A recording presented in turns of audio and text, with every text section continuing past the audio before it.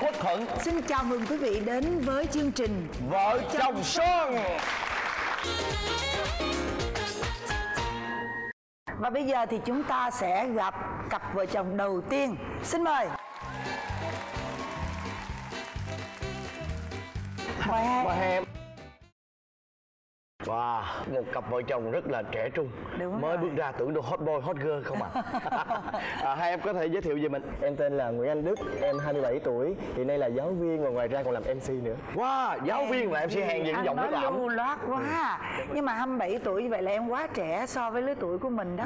Nhìn chị tưởng tụi em cỡ 21, 22. Cả hai đứa vậy hết trơn. Vậy hả? Còn em? Em tên là Huỳnh Mỹ Diệu, năm nay em cũng 27 tuổi, hiện là giáo viên và là diễn viên múa. Wow, đây nè, bây giờ để có thể là em có thể đoán cho kênh biết rằng chắc có lẽ là Diệu đi múa trong một cái đoàn nào đó và trong một chương trình nào đó và vô tình gặp ông xã của Diệu đúng không? Thật ra không phải vậy, tụi em gặp nhau cách đây là 10 năm. 10 năm. Dạ, tại một ngôi trường cấp 3. Dạ. 17 tuổi đúng không? Dạ không, 15 tuổi.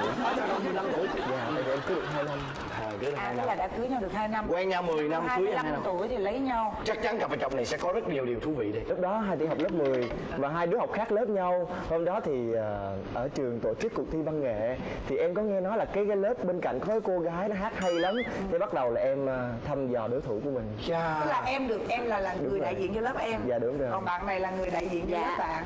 Hai bạn coi đối thủ của mình sao đó phải không? Dạ. Thì sau cái cuộc thi văn nghệ đó thì em cũng không để ý tới ảnh đâu. Vì người gì đâu mà nhỏ xíu lùng kịch, không do không nhát à. Lúc đó anh đứng ngang bằng em mà. Nói thật ra em chưa có dậy thì nữa. Trời ơi, chưa dậy thi.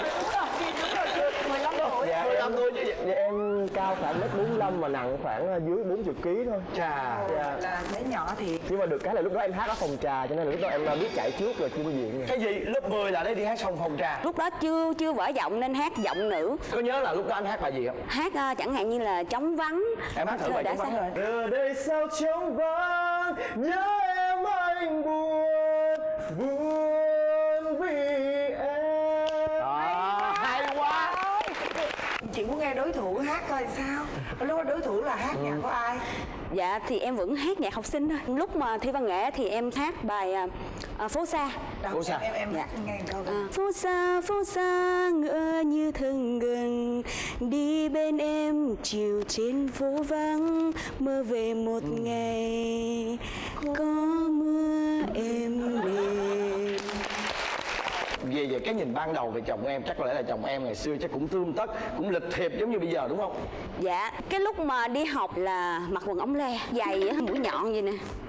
Rồi tóc thì chải chuốt, lúc nào cũng bóng loáng trơn á, và xịt dầu thơm phức luôn. Kể cho tụi chị nghe cái ấn tượng đầu tiên mà lúc mà hai đối thủ gặp nhau á thì như thế nào? Thấy cô bạn rất dễ thương, rất là hiền nữa, cho nên là lúc đầu em thích đối thủ của mình. Rồi lúc đó là sao? Tại vì anh cũng nhát lắm, em cũng chẳng để ý. Dạ, hôm đó em nhớ là đang ngồi tại ghế đá trong sân trường, ảnh chạy lại bất chợt thì đưa cái gói quà cho em rồi chạy mất tiêu luôn. Em chưa kịp ngẩng mặt lên để nhìn là ai đã tặng nữa. Ảnh thường xuyên là như vậy. Anh mặc dù là đứng gần khoảng có 2 mét thôi mà anh cũng không dám tặng quà nữa. Anh phải nhờ người khác tặng. Em ngại mắc cỡ, tại vì mối tình đầu nữa mà, cho nên em chưa có kinh nghiệm gì cả. Cái lần đầu tiên á tụi em có thể tiếp cận ngồi gần nhau để có thể nói bằng lời được. Thì lúc đó nó như thế nào? Lúc đó thì sang nhà người bạn ăn uống, thì sau khi ăn xong á thì em thấy bạn của em đi ra ngoài võng ngồi, thì lúc đó em mới mạnh dạn mon men đi theo để ra ngồi chung. Anh khều cái vai em, anh kêu ê cho ngồi ghế dưới. Em cũng nhích qua cho ngồi mà im lặng một hồi, xong rồi mới quay qua mới nói ức đí yêu y iệu dị. Có hiểu không? Cái gì nói lớn Dạ em nói là ức đí yêu y iệu dị. Ủa ông nói tiếng nước nào? Cái đó là cái tiếng lóng mà phổ biến đến 10 năm trước. Kỳ vậy ta? Rồi anh hỏi em có hiểu không? Em cứ giả vờ nói gì chẳng hiểu gì hết trơn á. Em hiểu rồi Không có, em hồi nãy là em dùng cái từ giả vờ, có nghĩa là em đã hiểu mà em giả bộ đúng không? Dạ tạm thời là em cũng hiểu. Bắt em nói lại nhiều lần đến nỗi mà em bực nhưng mà em lại ngại không dám nói thật. Thì lúc đó thì có một người bạn sau lưng mới la lớn lên là Đức nó nói nó yêu Diệu đó. nhưng mà em cảm thấy là hơi bị nhục bởi vì tỏ tình cũng để người khác nói giùm nữa. Rồi sao đó sao nữa? Chưa chịu đồng ý nữa. Lúc nào thì mới đồng ý? Dạ phải nói là đợi năm sau nữa để xem thái độ của em thế nào. Đó là lớp mấy?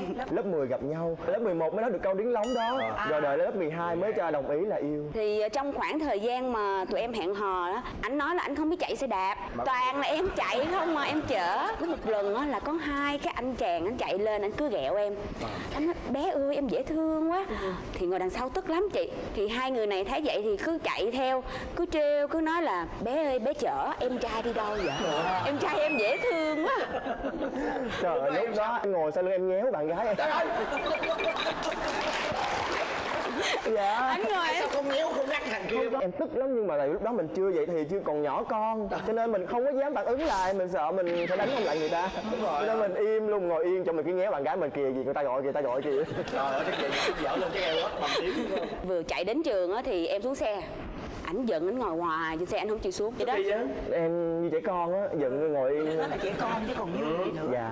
Rồi không lẽ tới bây giờ vẫn không biết chạy xe đạp? Tao có vụ án đó đó, là em tức là quyết tâm em tập đạp xe đạp để không bao giờ cho bạn gái mình chở mình nữa. Vậy hả? Rồi chồng của em lúc đó thì quá trẻ con. Vậy thì bao lâu thì em mới thấy được một cái sự thay đổi? Sau khi học hết cấp 3 thì em cảm thấy ảnh càng ngày càng chững chạc. Nói nghe nè, hỏi câu tế nhị nha. Ở cái tuổi khoảng chừng 20 cho đến 25 là đã tương đối là chững chạc nếu như lúc đó bắt đầu yêu, đúng không? Dạ. Và có thể hiểu biết được những cái kiến thức sơ đẳng nhất trong tình yêu hôn nhân. Vậy thì chị rất là muốn biết là tụi em có giữ gìn được cho nhau cho tới cái lúc tụi em cưới nhau không? Rất là trong sáng chị Dạ, ơi. cái thời gian đầu là em chưa dậy thì chắc chắn là không làm được gì rồi. Dạ. Còn khi mà vậy thiệt, không phải cái lúc không em hiểu. Thật ra nè, bây giờ anh không muốn hỏi là trong cái giai đoạn là vậy thì nữa, mà bây giờ anh muốn hỏi cái giai đoạn vậy rồi. Em dậy thì rồi á, trong cái tư tưởng của em phải gọi là cổ hủ phong kiến á. Em không có muốn đi xa. 100% là tình yêu của tụi em trong sáng, nó ngây thơ lắm. Tụi em giữ gìn cho nhau. Có đêm tân hôn không? Dạ có đêm tân hôn nhưng mà đêm tân hôn lại gặp nhiều trục trặc. Dạ, rất là hồi hộp, chẳng biết làm gì hết. Nhưng mà cũng may á là sau tiệc cưới á, thì là tối đó là tụi em đi karaoke với một đám bạn thân. Thì có một chị đã lập gia đình rồi thì chị mới tâm sự với em. Em mới ngồi em nói chị ơi, tụi em quen lâu vậy đó nhưng mà chưa gì hết trơn. Tối nay em biết sao nữa, em lo quá. Chị bảo là phải như thế này nè, như thế này. Tối về có truyền đạt lại không? Dạ. Cái đêm hôm đó thì phải nói là em rất là run bừng bực luôn á. Hầu như là em phải nhờ vợ giúp đỡ. Hai tụi em chắc là nói nhiều hơn hành động. Trời ơi. Sau khi cưới nhau rồi á thì em có nhận ra được cả chồng của em có một cái điều gì đó nó khác hơn so với trước đây không? Thì mới bất ngờ là ảnh thích xem hoa hậu.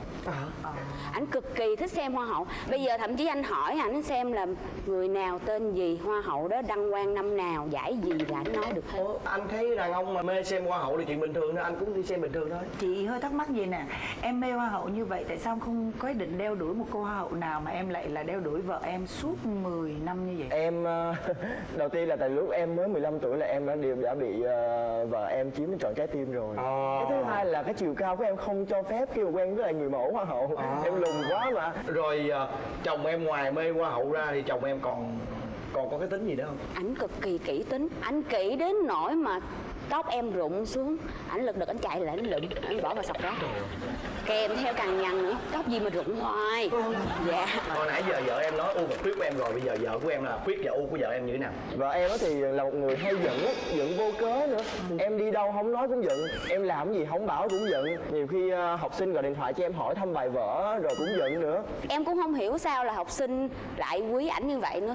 Nhiều khi ảnh đi dạy về thỉnh thoảng cứ đưa một cái lá thư tỏ tình, đưa một món quà học sinh tặng. Thấy chưa? Và không ngừng ở đó, có một số học sinh gọi điện thoại trực tiếp: thầy ơi bây giờ con yêu thầy, thầy tính sao?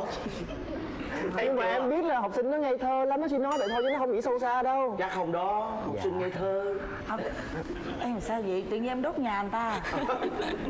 Em hay quá ha. Đó, bây giờ thật ra bây giờ hôm nay nói chuyện với nhau là có cái gì phải nói quịch tẹt ra, đúng không?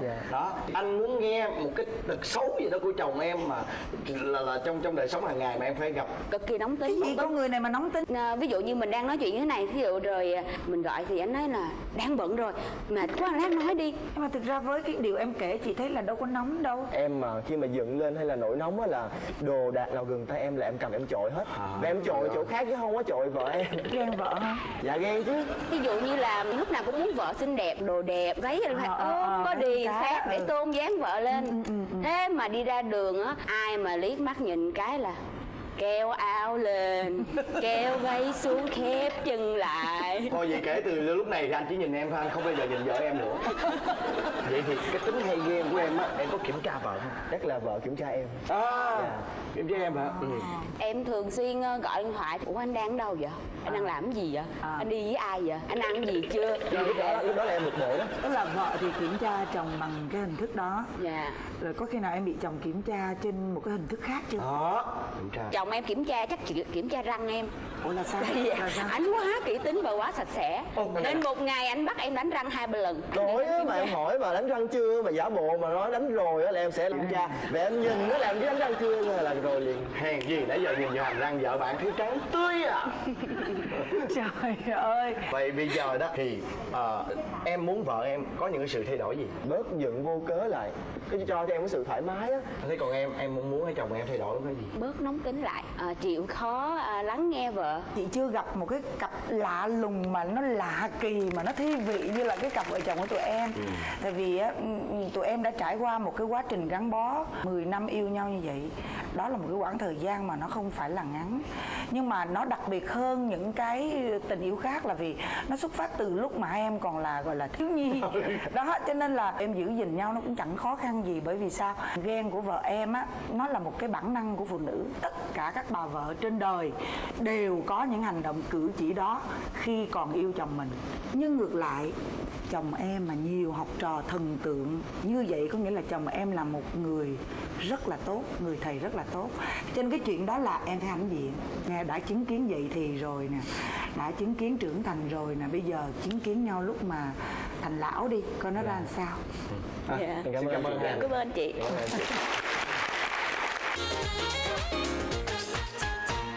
Chị thấy cái cặp vừa rồi á đúng là hay thiệt, em công nhận không? Phải Hiếm đó nghe chứ. Không phải nói là một cặp vợ chồng thiếu nhi như chị nói. Bây giờ để mình xem cái cặp tiếp theo xem các bạn có cái gì đặc biệt nữa không. Và bây giờ xin mời quý vị và các bạn cùng gặp gỡ với cặp vợ chồng tiếp theo.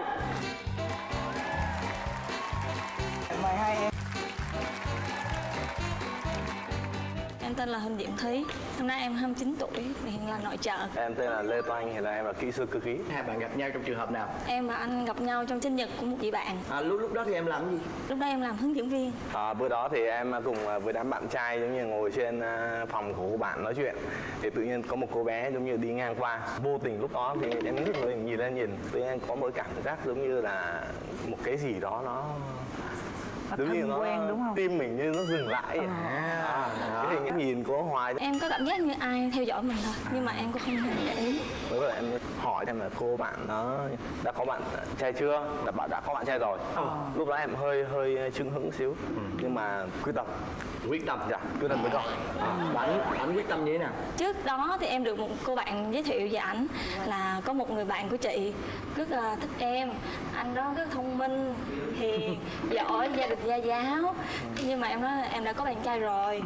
Rồi sau đó em lại nhận được cuộc gọi điện thoại của anh. Anh mới nói là anh muốn hẹn gặp em. Em viện lý do là em bận học mà em hay về trễ nữa, chắc là không gặp được. Em đi mua một bó hoa, em mua từ lúc 7 giờ tối ra, khoảng 10 giờ mấy em mới về. Lúc đó em cũng chưa ăn uống gì, người cũng đói. Rồi xong em tới em tặng hôn hoa cho vợ em. Nói tặng em, hôm nay trễ rồi, anh đi về. Trời ơi, Ồ vậy đó hả? có đơn giản như thôi à? Trời, mua hoa. Không, bởi vì bữa đó thì thực sự là người em cũng một đó là mình cũng lần đầu tiên tặng hoa mà cũng hơi run. Hai là giống như cũng là trời cũng tối, đường cũng vắng, rồi em xin phép đi về. Lần thứ tiếp theo thì em muốn giống như tạo thêm một cái ấn tượng nữa. Tặng ấn tượng nữa. Dạ, em vẫn tặng hoa. Nhưng mà cái lần tặng hoa kỳ này đó là Tuấn Anh có nói một cái câu gì khác với câu ban đầu không? Dạ không luôn ạ. Chỉ là tặng hoa đó rồi xong rồi anh xin phép em đi về. Đi về đi học thôi ạ. Khi lần thứ hai thì nghe nói là không thích hoa nữa, thì thôi mình nghĩ cái gì khác đi, mình tặng một cái gì nó có thiết thực hơn đi. Bạn tặng gì? Em quyết định tặng sữa. tại sao tặng sữa?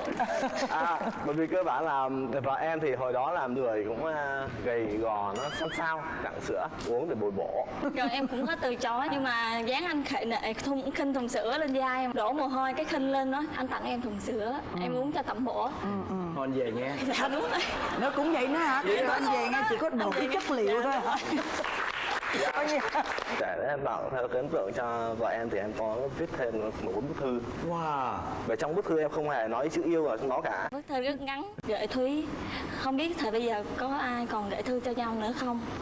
Anh muốn gửi cho em lá thư này để ghi lại những hình ảnh của em trong anh. Hình bóng của em ngày nào anh cũng nhớ, cả ban ngày lẫn ban đêm, rồi chấm hết tướng. Trời ơi. Dễ thương quá. Của em là Không, tôi thấy cái lá thư này rất xúc tích nhưng mà nó trang chứa đầy tình cảm ở trong đó. Em đọc lá thư đó thì em gần da óc luôn á. Nhưng mà thì em ấn tượng nhất là anh tặng em bức hình, một tấm hình vẽ lại từ tấm hình chân dung của em chụp, em gửi cho chị bạn, vẽ lại giống y chang luôn. Anh cũng lên là tặng em, rồi anh đi về. Rồi anh đi về. Đâu, hồi nãy khi bước lên là anh có thấy em cầm thẻ bức tranh. dạ vâng, đây bức tranh đây, bức tranh em vẽ vợ em. Dạ. Giống không quý vị? Có nghĩa là tự tay em vẽ luôn. Dạ vâng, cái bức hình này là em giống như em lấy từ một cái tấm hình chụp nhỏ nhỏ. Em rất là ngưỡng mộ, nhìn tấm hình mà em cảm thấy là trời, siêu lòng. Sau khi quá trình em quen bạn trai cũ thì đã chia tay, anh này cứ theo đuổi hoài. Em cũng cho một cái gọi là cơ hội. Một chuyến đi Đà Lạt, em gặp khách rất là khó tính, đoàn bị trục trặc nữa, em cũng khóc rất nhiều, không biết gọi ai hết, chỉ biết gọi anh thôi. Tâm sự cái anh nói là hỏi em là em có cần anh lên hay không. Mà lúc đó là Tết nữa chị.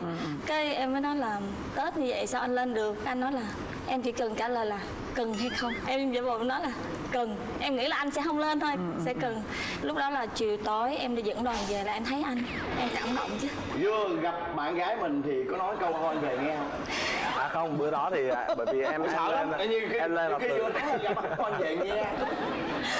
Dạ em lên là từ buổi sáng thì em phải bắt xe chạy 3-4 tiếng mới tới gần trưa chiều. Và em lúc đó thì đi đang dẫn tour đi, gần tối thì mới gặp được. Rồi xong em cũng qua Núi và em được vài câu, rồi sáng hôm sau em mới bắt về chứ anh. Vậy việc lúc nào thì bạn mới nói được cái tình của mình, tỏ ra cho bạn gái biết? Cái đó là cái bữa đó, ngày lễ tình nhân đó anh. Bữa đó thì em cứ chơi ở nhà em hoài, cái em nói ủa anh hôm nay có anh biết ngày gì không? Cái anh nói ủa ngày gì? Cái em nói trời ơi ngày hôm nay ngày tình yêu ai cũng đi chơi, chẳng lẽ anh hỏi đây không? Cái anh mới kêu cái thôi em vô tắm đi, rồi anh đi về. Thôi vậy hả? Có thật sự em bởi vì em muốn có tạo một cái ấn tượng mà giống như mang cái hơi hướng của và bất ngờ. Em chuẩn bị một cái giống bìa carton á, em cắt hình trái tim và em mua thùng sơn màu đỏ này.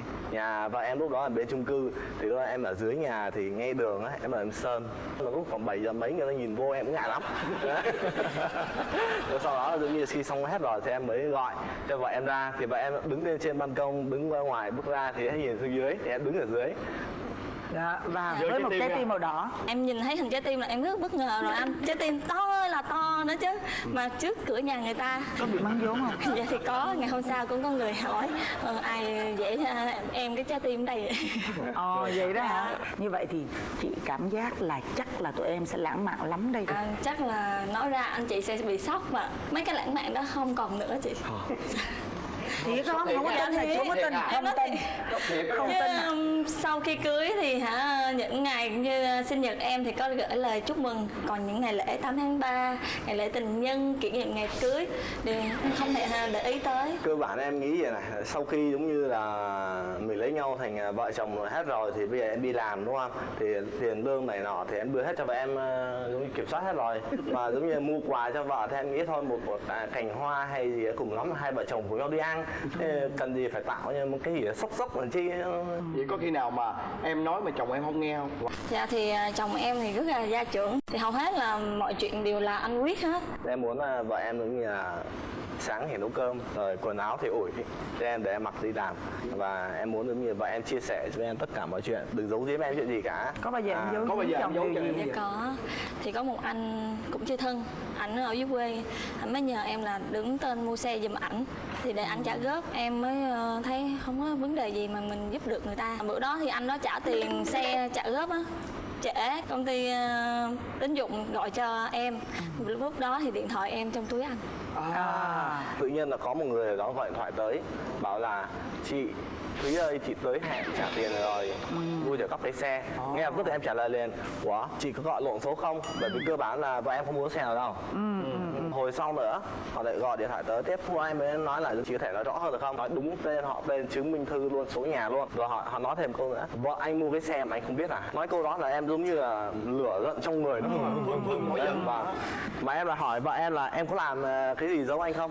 Em giấu mà em sợ anh lại la, cho nên em nói là dạ không, để em tìm hiểu coi sự việc như thế nào. Em gọi anh đó, tại sao mà không đóng tiền xe mà lại làm phiền em như vậy á. Thì người đó đang đi công tác, cái em mới về em khai thật với anh. Đó, anh cũng giận lắm, giận đùng đùng, đạp cái bàn. Cái em vừa khóc em vừa nói với mẹ kể hết. Anh thì anh bỏ giận đi ra ngoài đường luôn. Bữa đó là thật sự là em rất là nóng, bởi vì từ sáng em đã hỏi 2-3 câu rồi, em có làm gì không, và em nói là không, em cứ suy nghĩ quẩn hoài tại sao và tại sao, hàng ngàn câu hỏi tại sao đưa ra cho em. Lúc đó tự nhiên cái người em nó bực phát ra, tại sao cô lại lừa dối mình này nọ. Đó Chế không được. Vâng, thì em đập cái bàn rồi sau em bỏ ra suy nghĩ, thấy giống như là cái câu chuyện thật sự cốt lõi nó cũng không có vấn đề gì cả. Thực ra thì sau cái lần đó rồi thì các bạn còn có những cái lần nào nó tương tự như vậy không? Không, từ đó trở đi giống như là vợ em lại đúng ra là mọi thứ thì lại chia sẻ hết với em.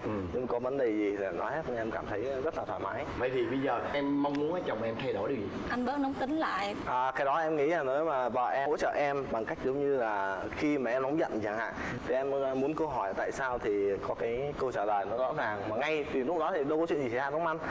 Thì em muốn là giống như là và em sẽ chia sẻ với em nhiều hơn. Bây giờ dùm thử vậy nè, cái ngày lễ đó thì em tặng chồng em thử coi, giống như là em như tấm gương vậy đó, em tự em làm trước đi, tự nhiên chồng em sẽ thấy rằng khi nào chồng em mệt, tự dưng vợ rủ đi coi phim, vợ tặng mình một cái món đồ mà mình thích, tự nhiên thấy nhẹ lòng, thấy hạnh phúc, sướng, thì tự động chồng em sẽ thấy được rằng mình sướng như vậy thì vợ mình khi nhận được những cái điều mà mình quan tâm vậy cũng sướng theo. Sướng cả đà. Đúng không? Em có thử một thời gian thử coi làm sao. Dạ. Xin cảm ơn Rồi, các bạn. cảm ơn anh chị. Cảm ơn chị nhiều nha.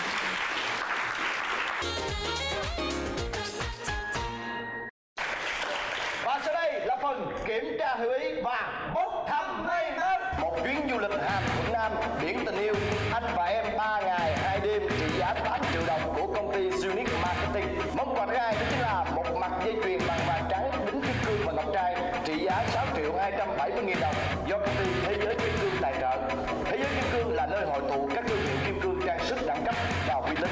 Và món quà thứ ba đó chính là một máy khử độc diệt khuẩn Oshima trị giá 2.750.000 đồng. Và món quà thứ tư đó chính là món quà hết sức đặc biệt trong chương trình của chúng tôi, đó chính là một miếng cước chưa nồi.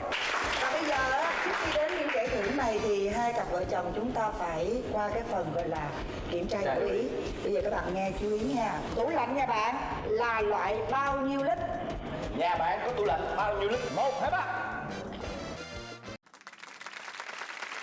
Bao nhiêu? 100 lít. Rồi thôi. Mời hai cô dâu lên quánh đuôi sầm đi. Ai thắng được quyền chọn trước. 1, 2, 3. Rồi, cặp này đã đem chiến thắng về cho mình. Các bạn được quyền chọn trước. 1, 2, 3. Màu vàng. Rồi, xin mời. Cặp này 1, 2, 3. Màu hồng. Màu hồng. Rồi leo lên. Miếng cước chưa nồi sẽ thuộc về tay. 1, 2, 3.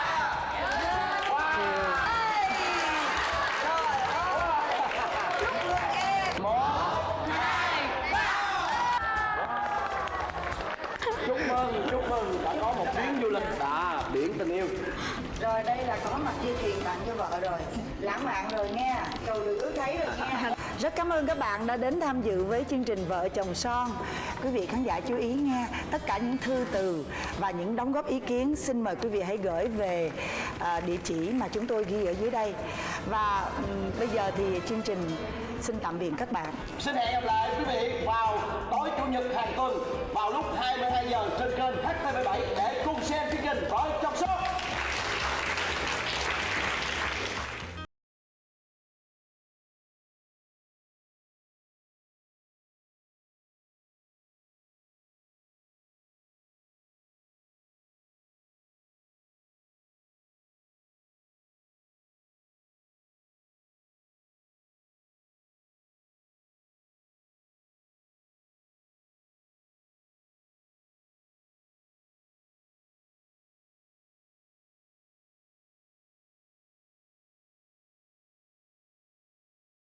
Truyền hình Thành phố Hồ Chí Minh cùng công ty MCV hợp tác sản xuất.